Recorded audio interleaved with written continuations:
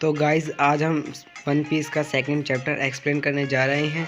तो शुरुआत में हमें देखते हैं लूफ़ी और कोबी एक बोट पर होते हैं और वो दोनों समुद्र में कहीं खो गए होते हैं। तो कोबी उसे मरीन हेड पर लेकर जा रहा होता है। तो लूफ़ी उससे बोलता है कि कोबी तुम बहुत ज़्यादा कमाल के हो।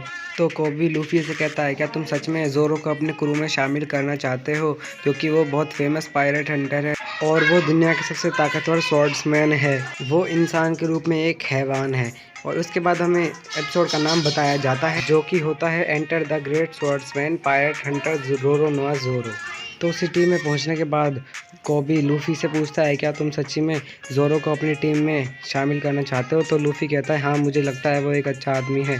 तो कोबी भड़क कर कहता है कि वो एक अच्छा आदमी नहीं, वो एक हैवान है। तो उसके बाद लूफ़ी सभी लोगों से पूछता है ज़ोरो को कहाँ अरेस्ट कर रखा है और ये सुन के सब लोग डर जाते हैं।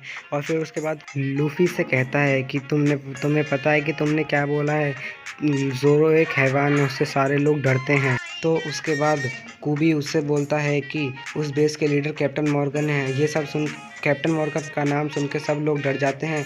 और फिर कोबी लूफ़ी से पूछता है कि ये कैप्टन मॉर्गन के नाम से क्यों डर रहे हैं। और फिर वो पूछकर और फिर वो जहाँ ज़ोरो को कैद कर रखा है उधर आ जाते हैं और लूफ़ी दीवार को फांद कर जाने लगता है। बाद दोनों एक दीवार पर चढ़ जाते हैं और वो वहाँ से देखते हैं कि वहाँ एक आदमी बंधा हुआ है। वो कोई और नहीं रोरोनोआ ज़ोरो होता है। वो लूफ़ी बोलता है अगर हम इसके हाथ पैर खोल दें तो ये आज़ाद हो जाएगा।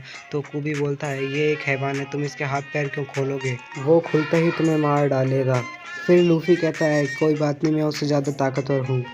ज़ोरो उनकी बात सुन रहा होता है और कहता है तुम पागल लोगो, चले जाओ। तो इतने में एक छोटी सी बच्ची उस दीवार पर आती है सीढ़ी रखकर। उसके बाद वो लड़की ज़ोरो के पास भागकर चले जाती है। जैसे ही वो बच्ची ज़ोरो के पास पहुंचती है तो वो ज़ोरो को खाने के लिए 2 राइस बॉल देती है। ज़ोरो सोचता है ये बच्ची यहाँ क्यों आ गई है। फिर ज़ोरो कहता है कि मैं भूखा नहीं हूँ, मेरे दोनों पैर खुले हैं, मैं तुम्हारे पेट पर लात मार दूंगा। इतने में 3 बंदे आते हैं ज़ोरो के पास।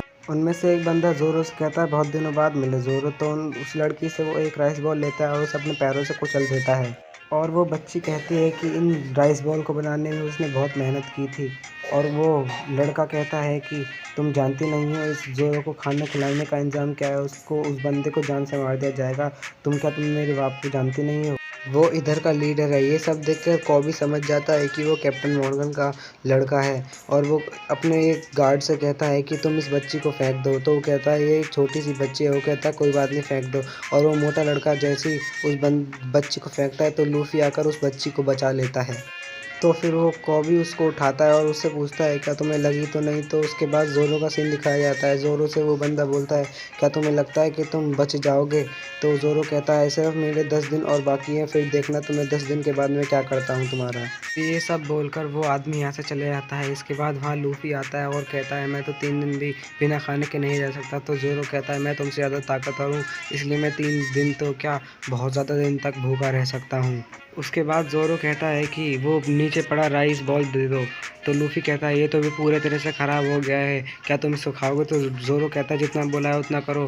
फिर लूफ़ी ज़ोरो के मुंह में वो राइस बॉल दे देता है और ज़ोरो से खाने लगता है। और खाना खाने के बाद ज़ोरो कहता है कि खाने के लिए शुक्रिया। तो ये सब देखकर लूफ़ी समझ जाता है कि ज़ोरो एक बुरा आदमी नहीं है।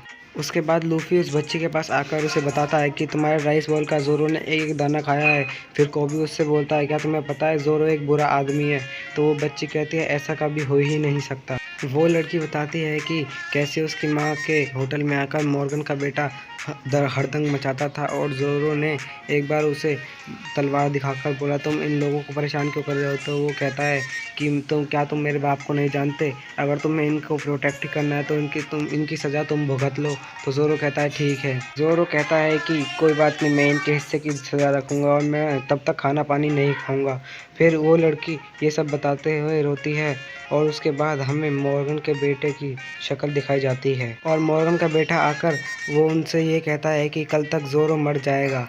और ये वहाँ ऑरेंज बाल वाली लड़की भी होती है। और ये सब सुन के लूफ़ी बहुत ज़्यादा गुस्से में होता है और वो गुस्से में बहुत ही ज़्यादा ज़ोर से मॉर्गन के बेटे के मुँह पर बहुत ज़ोर से मुक्का मार देता है और वो डाउन हो जाता है। और फिर उसके बाद मॉर्गन का बेटा लूफ़ी से कहता है क्या तुम्हें पता है मेरा बाप कौन है, मैं तुम्हें भी ज़ोरो की तरह मरवा दूंगा। तो उसके बाद हमें ज़ोरो का सीन दिखाया जाता है जहाँ ज़ोरो बहुत दुखी है और वो अपने पास्ट के बारे में सोच रहा होता है।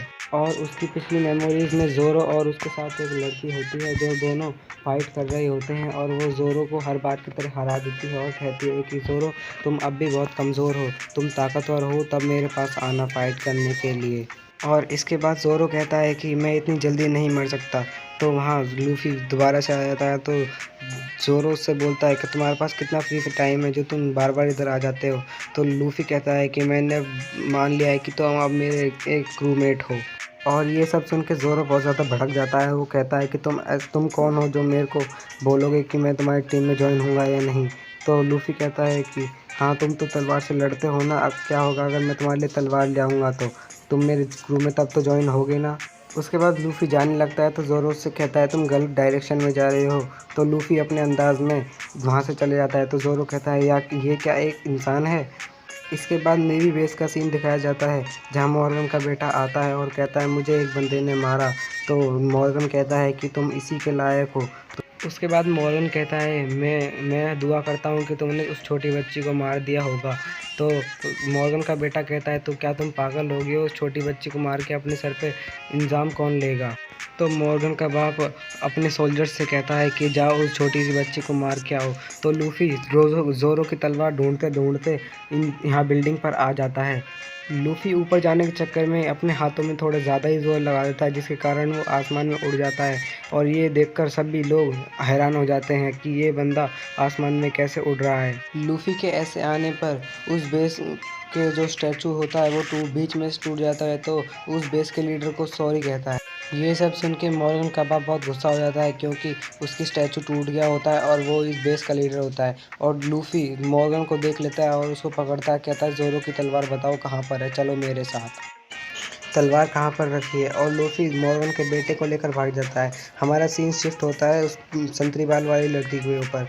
वो यहाँ जांच पड़ताल कर रही होती है और कूबी ज़ोरो की रस्सियों को खोल रहा होता है, पर उसे खुलने से पहले ही वहाँ मरीन फोर्स के कुछ बंदे आ जाते हैं जो कि उसको मारने के लिए आते हैं।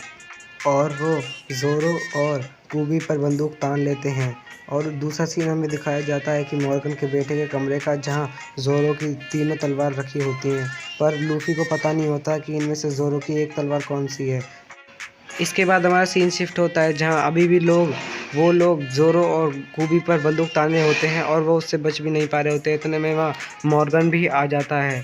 तो इसके बाद ज़ोरो कहता है कि अभी मैं नहीं मर सकता क्योंकि मैंने किसी को प्रॉमिस करा है।